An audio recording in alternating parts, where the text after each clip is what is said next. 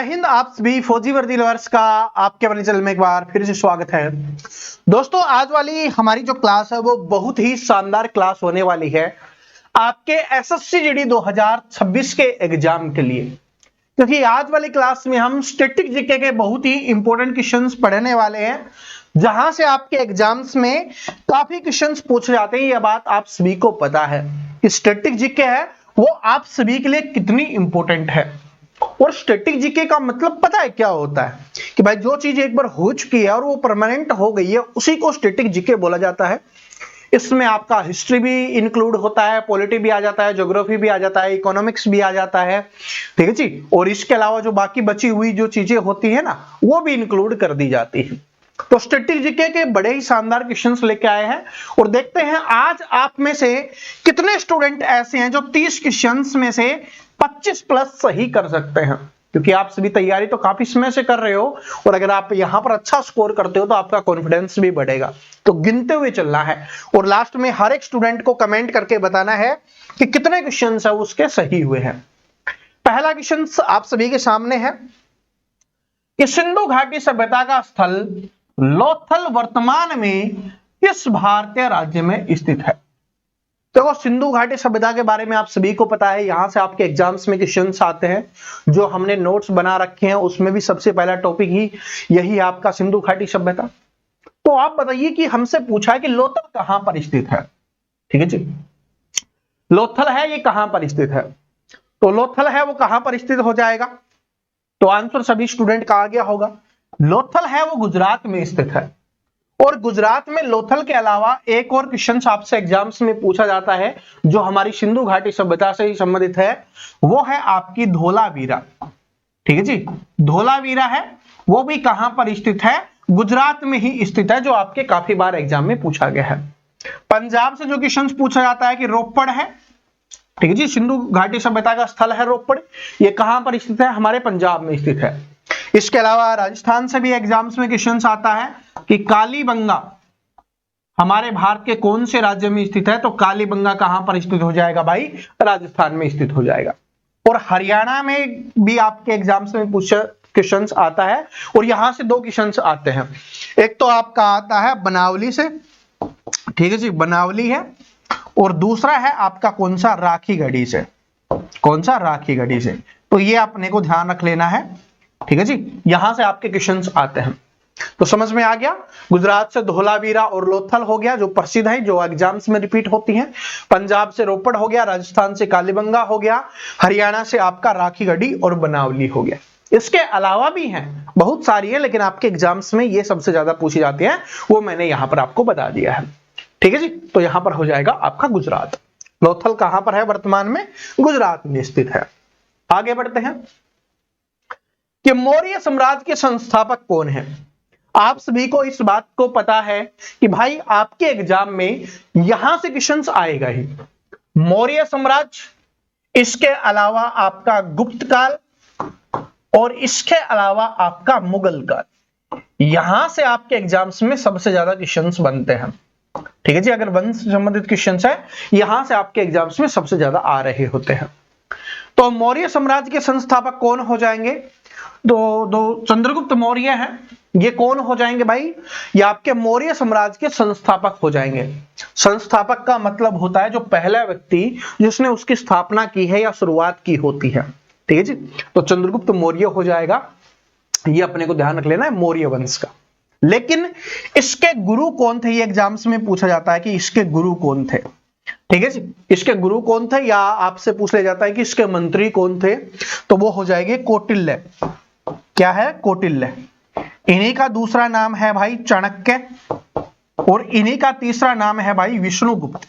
तीनों में से कोई भी आपके एग्जाम्स में पूछ सकता है, तो ये अपने को ध्यान रख लेना है, चाणक्य, कौटिल्य, विष्णुगुप्त। और पूछा भी जाता है कि इनके द्वारा कौन सी पुस्तक है जो लिखी गई थी, वो भी काफी बार एग्जाम में आई हुई है। तो अर्थशास्त्र नामक पुस्तक है वो क्या हो जाएगी, कौटिल्य, चाणक्य, विष्णुगुप्त के द्वारा ही लिखी गई है, जो राजनीति से संबंधित है। इसके बाद जो इसका दूसरा बेटा है, यानी कि जो इसके बाद जो दूसरा शासक बना था मौर्य वंश का, वो इसका बेटा था बिंदुसार, ये बना था। और बिंदुसार का बेटा कौन था, अशोक, चक्रवर्ती सम्राट अशोक। तो ये आप सभी को पता होगा। तो ये भी कौन से वंश का था? मौर्य वंश का था। चंद्रगुप्त मौर्य ने कौन सा धर्म अपनाया था? तो चंद्रगुप्त मौर्य ने भाई जैन धर्म अपनाया था। जब ये मरने वाला था ना, उससे पहले इसने जैन धर्म अपना लिया था। और अशोक है जो इसका पोता है, उसने कौन सा धर्म अपना लिया था? उसने बौद्ध धर्म अपना लिया था। कौन से युद्ध के बाद अपना लिया था? कलिंग युद्ध के बाद। ये भी एग्जाम में आया हुआ है, कलिंग युद्ध के बाद है वो अपना लिया था। ये अपने को याद रख लेना है 261 ईसा पूर्व में। ठीक है जी, तो ये भी अपने को ध्यान रख लेना है।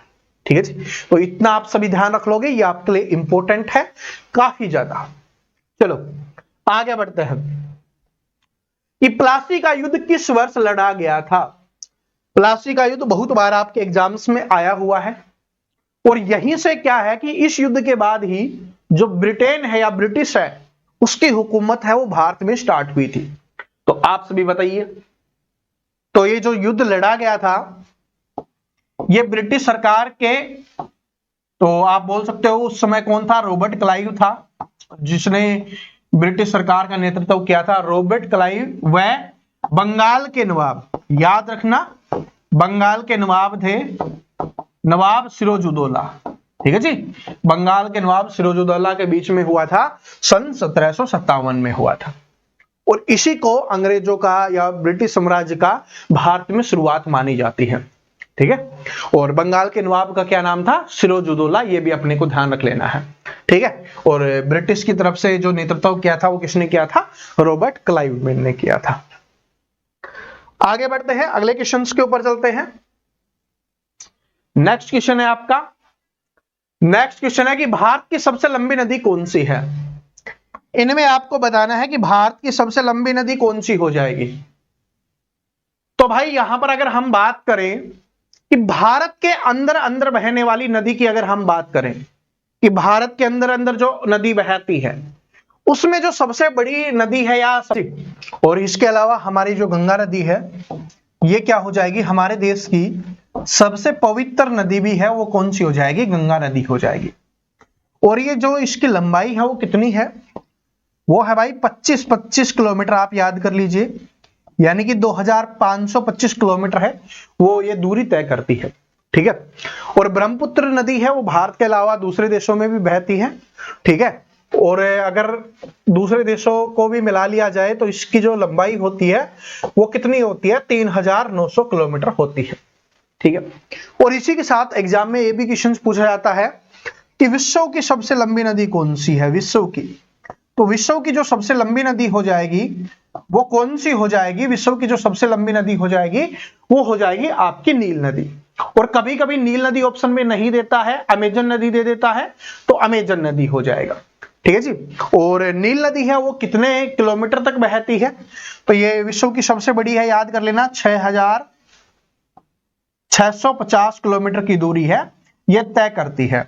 और इसके अलावा कितने देशों में बहती है? 11 देशों में ये बहती है, ये भी अपने को ध्यान रख लेना है। ठीक है जी, चलो आगे बढ़ते हैं, अगले क्वेश्चन के ऊपर चलते हैं कि दक्कन पास किन दो महाद्वीपों के बीच में स्थित है? इंपॉर्टेंट क्वेश्चन है। आज के समय में जो क्वेश्चंस आपके आ रहे हैं और जिस प्रकार से जो आपकी नई एजेंसी क्वेश्चंस करवाती है उसके हिसाब से ये काफी ज्यादा इंपॉर्टेंट क्वेश्चंस आपका बन जाता है। तो आप आंसर करने की कोशिश कीजिए, क्योंकि जब तक आप खुद कोशिश नहीं करोगे तब तक आपको पता ही नहीं चलेगा कि आपको याद है या नहीं है। तो दक्कन पास किन दो द्वीपों के बीच में स्थित हो जाएगा?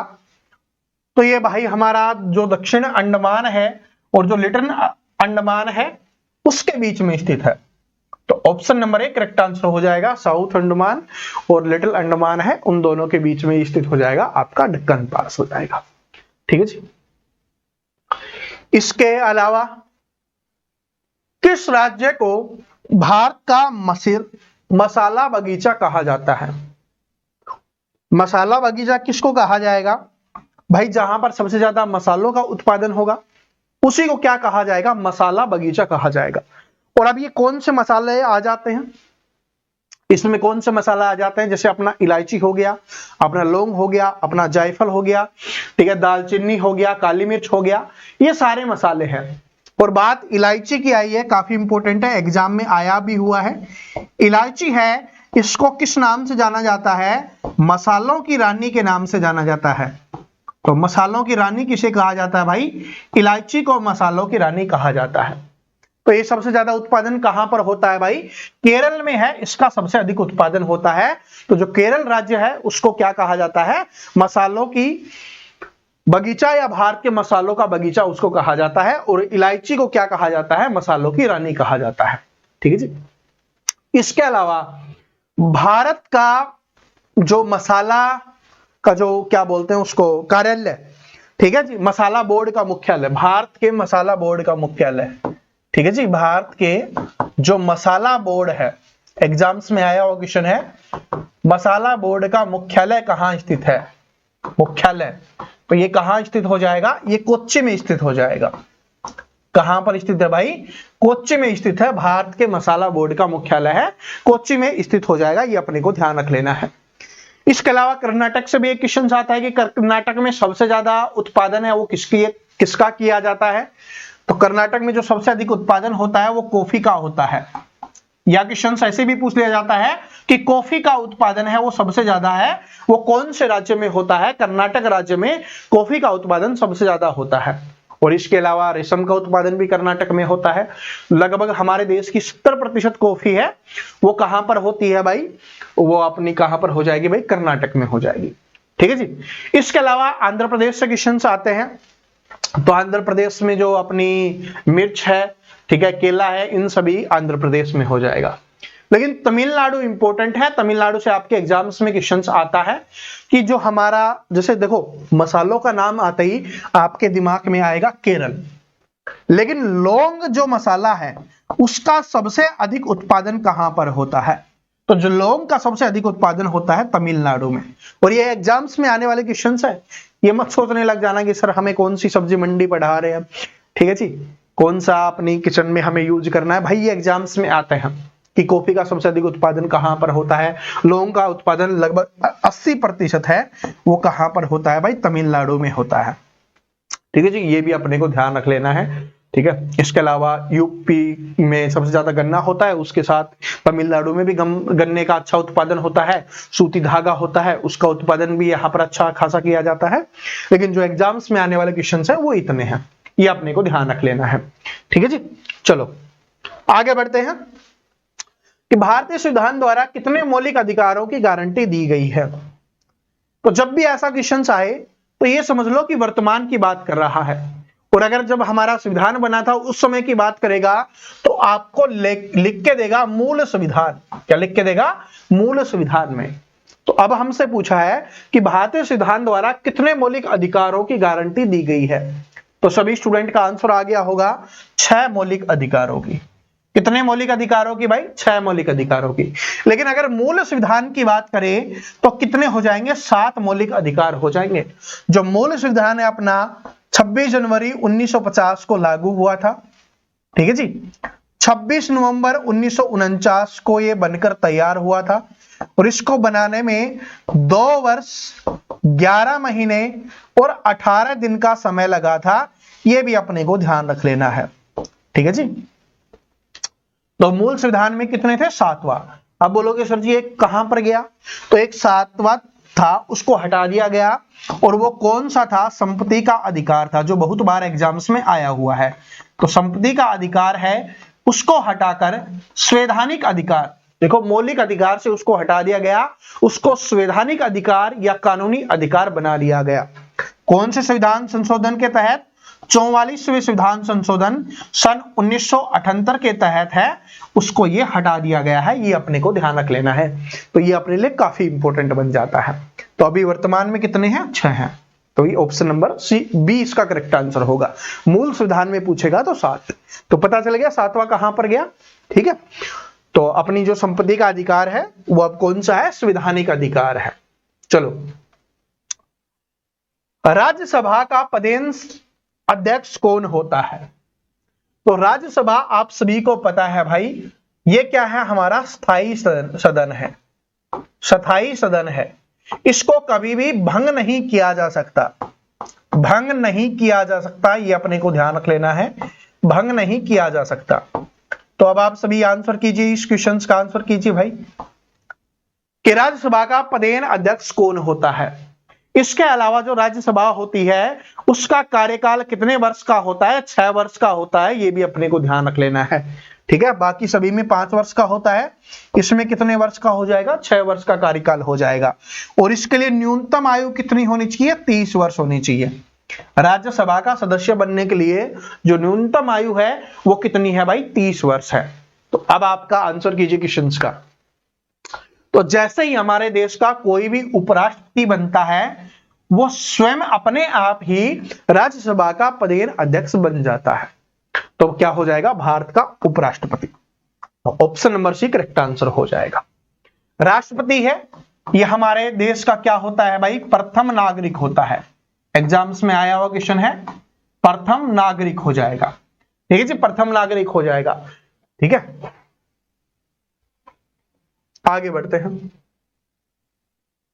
भारतीय संविधान का अनुच्छेद 21 किससे संबंधित है। भारतीय संविधान का अनुच्छेद नंबर 21 किससे संबंधित है, बहुत ही इंपॉर्टेंट क्वेश्चन है। किससे संबंधित हो जाएगा, बहुत ही इंपॉर्टेंट है भाई, बहुत ही इंपॉर्टेंट कि भारतीय संविधान का अनुच्छेद नंबर 21 किससे संबंधित है। समानता के अधिकार से, भाषण की स्वतंत्रता के अधिकार से, जीवन और व्यक्तिगत स्वतंत्रता के अधिकार से, शिक्षा के अधिकार से। क्या हो जाएगा, जीवन और व्यक्तिगत स्वतंत्रता के का संरक्षण का यहां पर जो है अनुच्छेद नंबर 21 उससे संबंधित हो जाएगा। ठीक है जी, आगे बढ़ते हैं। आगे आपका कि नोबेल पुरस्कार जीतने वाले पहले भारतीय कौन थे। तो आंसर कीजिए। क्योंकि लहरों से डरकर नौका पार नहीं होती और कोशिश करने वालों की कभी हार नहीं होती है। और ये जो बहुत इंपॉर्टेंट व्यक्ति हैं जिनको पहला नोबेल पुरस्कार मिला था, भारत का पहला नोबेल पुरस्कार है, जीतने वाले पहले व्यक्ति कौन थे। तो यहां पर हो जाएंगे भाई रविंद्रनाथ टैगोर जी। जो रविंद्रनाथ टैगोर जी हैं इनको नोबेल पुरस्कार दिया गया था, जीतने वाले पहले भारतीय बने थे। कब जीता था इन्होंने, 1913 में। कौन से क्षेत्र में इनको ये मिला था, साहित्य के क्षेत्र में इनको दिया गया था, ये भी अपने को ध्यान रख लेना है। इनकी कौन सी पुस्तक के लिए दिया गया था, ये भी आपसे पूछा जा सकता है। तो गीतांजलि नामक पुस्तक के लिए दिया गया था, जो गीतों से संबंधित है, बहुत प्यारी पुस्तक है। तो गीतांजलि नामक पुस्तक के लिए दिया गया है। और ये जो गीतांजलि नामक पुस्तक है ये कौन सी भाषा में लिखा गया है, तो ये बांग्ला भाषा में है इस पुस्तक को लिखा गया है, ये भी अपने को ध्यान रख लेना है। इसके अलावा जो रविंद्रनाथ टैगोर जी हैं उन्होंने ही हमारा राष्ट्रीय गान जन गण मन है वो लिखा है।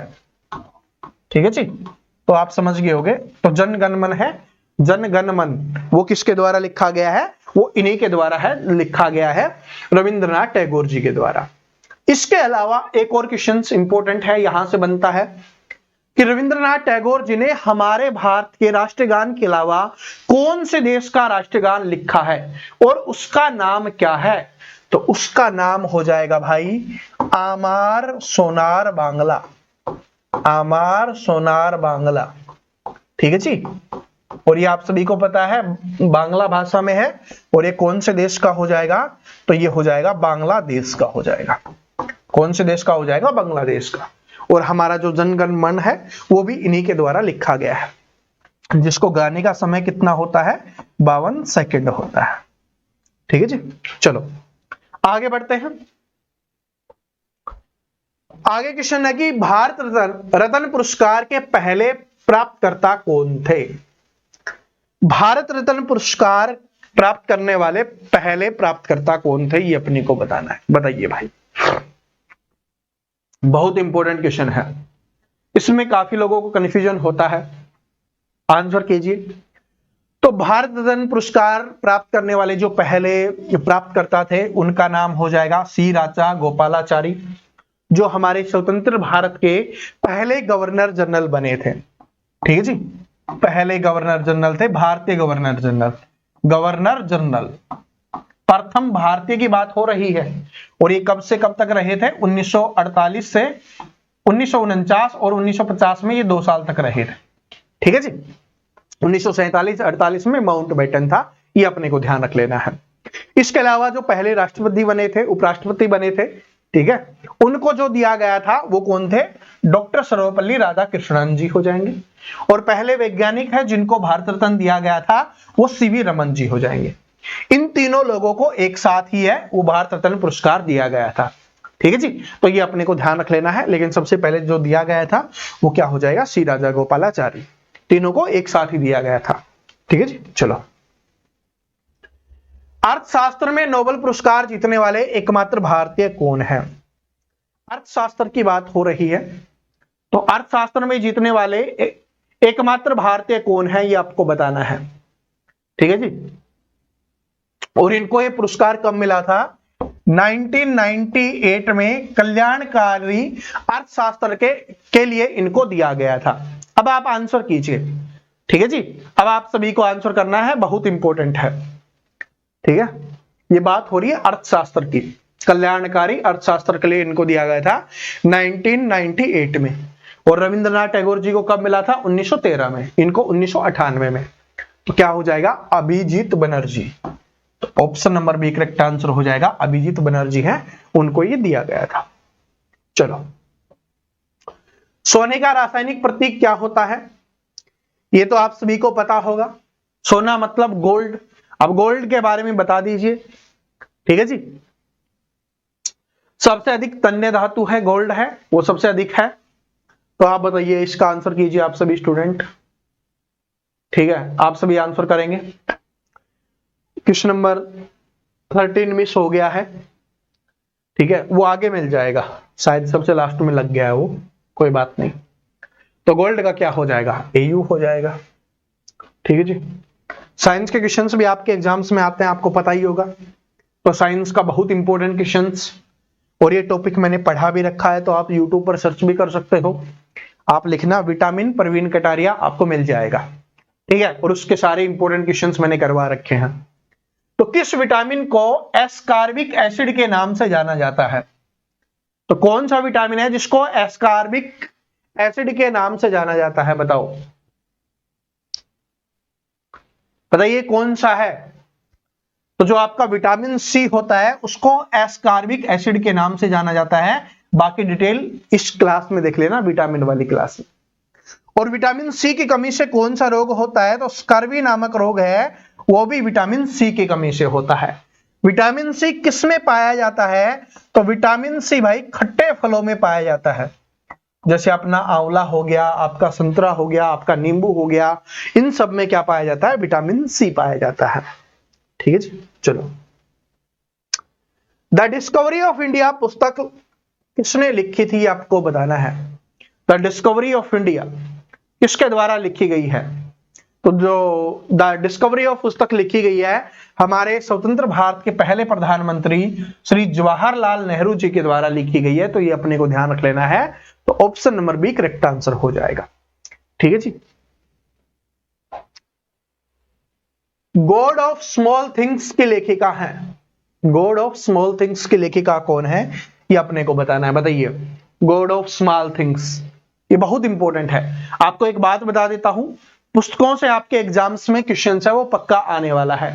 बुक से आपके एग्जाम्स में पक्का क्वेश्चन आएगा। ठीक है, जो हमारी लेटेस्ट पुस्तकें हैं जो इंपॉर्टेंट है वहां से भी, जो करंट वाली हो गई, इतिहास वाली हो गई, तो ये पूछा जाता है। और कुछ इंपॉर्टेंट है जो बार बार एग्जाम्स में आती हैं। तो जैसे गॉड ऑफ स्मॉल थिंग्स है, बहुत बार एग्जाम्स में आई हुई है। और जो हमारी पिछली पुस्तक थी द डिस्कवरी ऑफ इंडिया, ये भी बहुत बार आई हुई है। और सत्य के साथ मेरे प्रयोग, ये पुस्तक महात्मा गांधी जी के द्वारा लिखी गई है, वो भी बहुत बार आई हुई है। ठीक है जी। तो अब इसका आंसर कीजिए। तो इसका आंसर हो जाएगा, क्या हो जाएगा? अरुंधति रॉय। ये पुस्तक किसके द्वारा लिखी गई है? अरुंधति रॉय जी के द्वारा लिखी गई है। गीतांजलि मूल रूप से किस भाषा में लिखी गई है? मैंने आपको बताया था गीतांजलि के लिए ही रविंद्रनाथ टैगोर जी को क्या मिला था? नोबेल पुरस्कार मिला था, सन 1913 में साहित्य में मिला था। तो अब इस क्वेश्चन का आंसर तो आप सभी स्टूडेंट कमेंट कर सकते हैं, मैंने बता दिया है। और अगर आपने क्लास देखी है तो आपको पता होगा। तो आंसर आप सभी का कमेंट बॉक्स में आ जाना चाहिए। सभी को करना है, ये मत सोचना कि इतना इजी क्वेश्चन है, करना है। कमेंट करोगे तभी आपका हौसला बढ़ेगा। ठीक है जी, चलो। कौन सा शास्त्रीय नृत्य केरल से उत्पन्न हुआ है? केरल से शास्त्रीय नृत्य कौन सा हमारा उत्पन्न हुआ है? तो भरतनाट्यम। ये कहां से हुआ है भरतनाट्यम? तो भरतनाट्यम हो जाएगा भाई तमिलनाडु से। तो भरतनाट्यम कहां से हुआ है? ये तमिलनाडु। कहां का शास्त्रीय नृत्य है? तमिलनाडु का हो जाएगा। भरतनाट्यम किसका हो जाएगा? तमिलनाडु का। कथक है, ये कहां का शास्त्रीय नृत्य है? ये यूपी का हो जाएगा। ठीक है जी। कथकली है, ये कहां का हो जाएगा? केरल का हो जाएगा। और कथकली के अलावा मोहिनी अट्टम, इसके अलावा है एक मोहिनी अट्टम है, वो भी कहां का है? वो भी केरल का हो जाएगा शास्त्रीय नृत्य। और ओडिसी नृत्य कहां का हो जाएगा? ये हो जाएगा उड़ीसा का। कहां का हो जाएगा भाई? ये उड़ीसा का हो जाएगा। मणिपुरी नृत्य कहां का हो जाएगा? मणिपुर का हो जाएगा। इसके अलावा स्त्रिया नृत्य है, ये कहां का हो जाएगा? ये आपका असम का हो जाएगा। ठीक है जी। और इसके अलावा कुचिपुड़ी, ये भी याद रख लेना, फिर सारे के सारे आपके 8 के 8 हो जाएंगे। कुचिपुड़ी, और ये कुचिपुड़ी कहां का है? ये आपके आंध्र प्रदेश का है। तो यहां से आपके क्वेश्चंस कभी कोई पूछ लेता है, कभी किसी से पूछ लेता है। तो अब सारे के सारे आपके याद हो गए होंगे। सिर्फ 2 ही हैं एक स्टेट के, केरल के, जिसमें एक तो है कथकली और दूसरा कौन सा है? मोहिनी अट्टम। बाकी सभी देशों सभी राज्यों का अलग अलग है, एक एक ही है। ठीक है जी। चलो, और ये 8 है जहां से आपके एग्जाम्स में क्वेश्चन आता है। चलो, प्रसिद्ध सूर्य मंदिर कहां पर स्थित है? ये बहुत बार एग्जाम्स में आया हुआ क्वेश्चन है। तो जो सूर्य मंदिर है वो कहां पर स्थित है भाई? कोणार्क में। और कोणार्क कहां पर है? ये उड़ीसा राज्य में है। तो कहां का हो जाएगा? कोणार्क का सूर्य मंदिर हो जाएगा, उड़ीसा। ऐसे याद कर लो बस, कोई भी ऑप्शन में कैसे भी पूछे तो कोणार्क का सूर्य मंदिर कहां पर है? उड़ीसा में है। ठीक है। चलो, स्त्रिया नृत्य किस राज्य का शास्त्रीय नृत्य है? तो अब तो आप सभी आंसर कर दीजिए, क्योंकि मैंने आपको सभी राज्यों का बता दिया था। सारे के सारे शास्त्रीय नृत्य हैं वो मैंने आपको याद करवा दिए थे। तो अब इसका आंसर आप सभी कर देना। ठीक है जी। चलो, 2016 ग्रीष्मकालीन ओलंपिक की मेजबानी किस देश ने की थी? 2016 वाला कहां से आ गया? चलो, आ गया है तो कर लेते हैं। वैसे 2016 वाला आपसे नहीं पूछेगा, ठीक है, क्योंकि ये तो जा चुका है। और जो चीज जा चुकी है वो हमारे लिए इंपॉर्टेंट नहीं है। ठीक है, लेकिन फिर भी कर लीजिए भाई। चलो कीजिए भाई। तो 2016 का जो ग्रीष्मकालीन ओलंपिक है ये कहां पर हुआ था? ये हुआ था ब्राजील में। कहां पर हुआ था? ब्राजील में हुआ था। आगे बढ़ते हैं। व्यक्तिगत ओलंपिक स्वर्ण पदक जीतने वाले पहले भारतीय कौन थे? तो व्यक्तिगत ओलंपिक में स्वर्ण पदक जीतने वाले पहले भारतीय कौन थे? बताइए बताइए भाई। इन्होंने 10 मीटर एयर पिस्टल या एयर राइफल में ये जीता था। ठीक है जी, 10 मीटर एयर राइफल में जीता था। आप तो आंसर बता दीजिए। इतना भी याद नहीं है तो मैं आपको बता देता हूं। 2008 में जीता था। कौन सी जगह पे हुआ था? ये बीजिंग में जो हुआ था वहां की बात है, वहां पर ये जीता था 2008 में। किसने जीता था भाई? अभिनव बिंद्रा जी ने। ठीक है, ये गोल्ड मेडल की बात हो रही है। कौन से मेडल की बात हो रही है? गोल्ड मेडल की, और वो भी व्यक्तिगत रूप से गोल्ड मेडल है वो जीता गया था अभिनव बिंद्रा जी के द्वारा 10 मीटर एयर राइफल में 2008 में, और बीजिंग में जीता था। लेकिन ये क्वेश्चंस तो बार बार रिपीट होने वाला है। लेकिन अभी लेटेस्ट क्वेश्चंस कौन सा बन सकता है? जिस तरीके के आपके एग्जाम्स चल रहे हैं उस हिसाब से मैं आपको बता देता हूं। आपसे पूछेगा पहला कांस्य किसने जीता? ये बहुत इंपॉर्टेंट है। पहला कांस्य किसने जीता था व्यक्तिगत रूप से? कोशिश करो दिखा कितने लोगों को पता है। ठीक है जी, कितने लोगों को पता है? इतना बता देता हूं, सन 1952 में ये जीता था। ठीक है जी, 1952 में कांस्य जीता था। और कौन से खेल में जीता था? ये कुश्ती में जीता था जी। आप तो बताइए, आप कोशिश कीजिए। सन 1952 में, देखो बहुत पहले, ये तो 2008 का है, 1952 में आ चुका था कांस्य वाला। तो किसने जीता था? खासाबा दादा साहब जादेव ने। ठीक है जी, क्या है नाम? याद कर लीजिए बस, खासाबा दादा साहेब जादव, इन्होंने जीता था।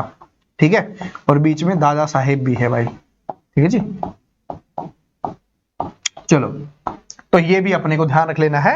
1952 कुश्ती में किसी को नहीं पता था ना, ईमानदारी से बता ना, नहीं पता था ना, तो ऐसे क्वेश्चंस आपके एग्जाम्स में बनते हैं। चलो आगे बढ़ते हैं कि 2023 क्रिकेट विश्व कप की मेजबानी किसने की थी। दिल तोड़ने वाला आ गया भाई। 2019 2023 आपको पता ही होगा।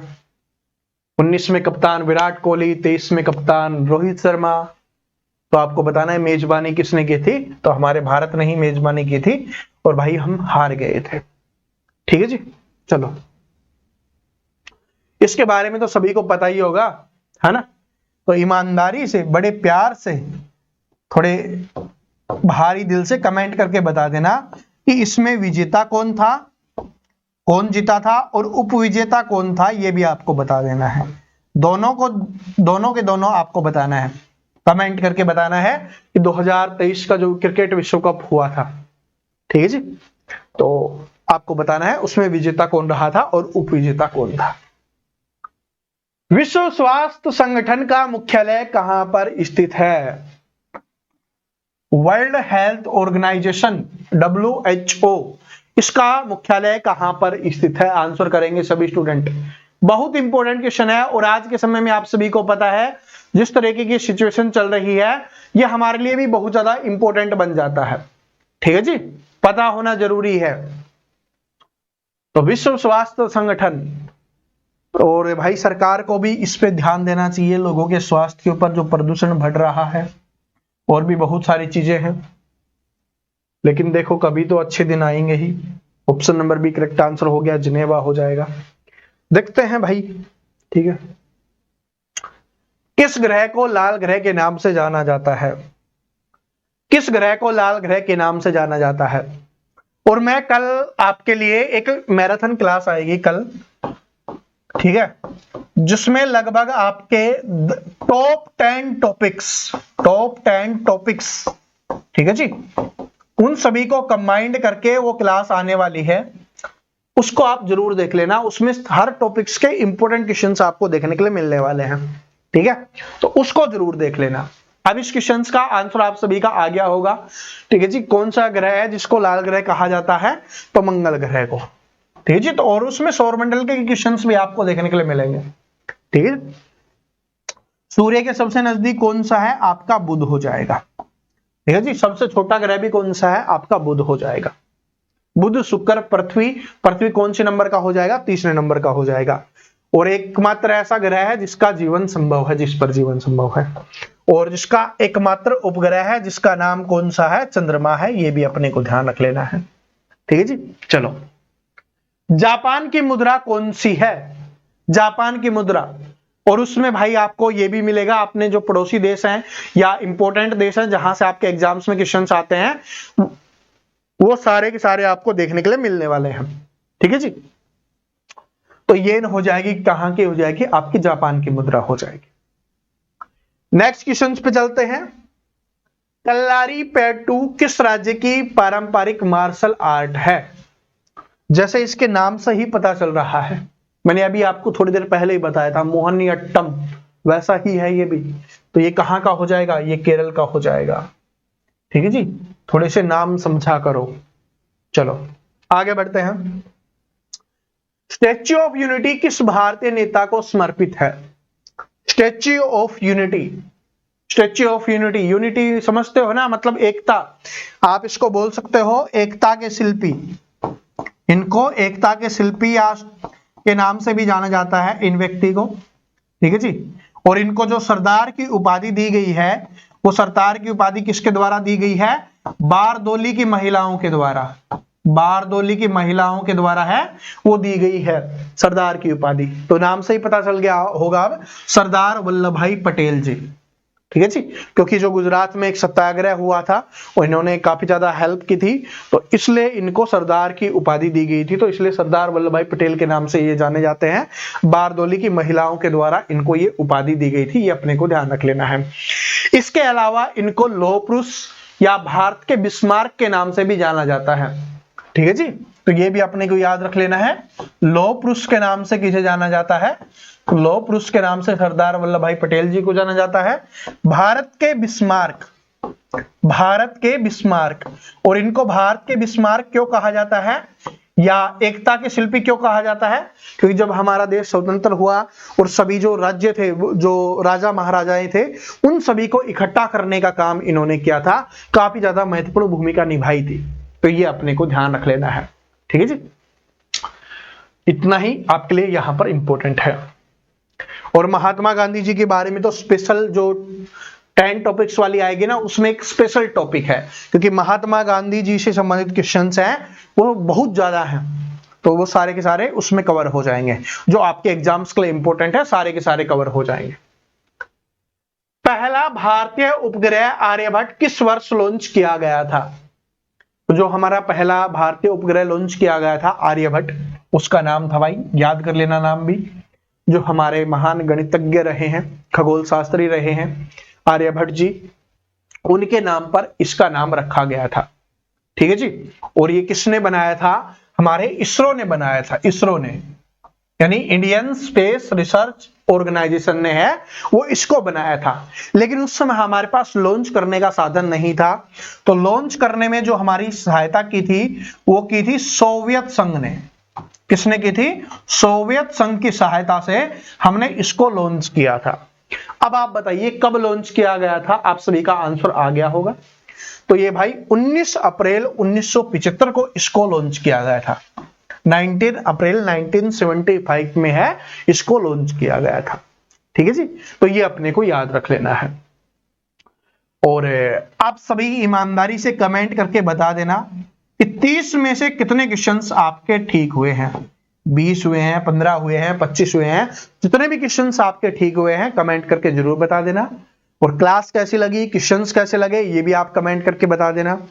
कोई डाउट हो, कोई भी प्रॉब्लम हो, कुछ भी कहना हो तो भी आप कमेंट कर सकते हो। और अगर आप चैनल पे नए आए हो और एसएससी जीडी की तैयारी करना चाहते हो तो चैनल को सब्सक्राइब करके बेल आइकन को जरूर प्रेस कर लेना, ठीक है जी। मिलता है नेक्स्ट वीडियो में, तब तक हंसते रहिए, मुस्कुराते रहिए, पढ़ते रहिए। जय हिंद।